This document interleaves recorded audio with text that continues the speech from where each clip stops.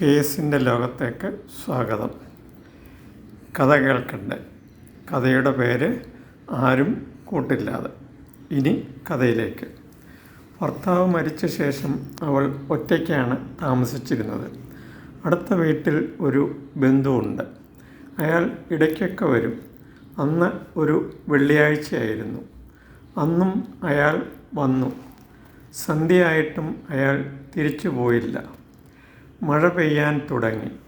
അവൾ ഉണങ്ങാനിട്ടിരുന്ന തുണിയെടുക്കാനായി ടെറസിലേക്ക് പോയി. അയാളും പിറകെ ചെന്നു. അവൾ തുണികൾ എടുക്കുകയായിരുന്നു. അയാൾ അടുത്തേക്ക് ചെന്നു. അവളെ കയറി പിടിക്കുമെന്ന് അവൾക്ക് തോന്നി. പെട്ടെന്ന് അവൾ മുന്നോട്ട് നീങ്ങി. കാല് തെറ്റി താഴേക്ക് വീണു. താഴെ ഒരു പഴയ ആട്ടുകല്ല് കിടപ്പുണ്ടായിരുന്നു. തല അതിലിടിച്ച് ധാരാളം രക്തം പോയി. ആരും അറിഞ്ഞില്ല. അവിടെ കിടന്ന് തന്നെ ജീവൻ നഷ്ടമായി.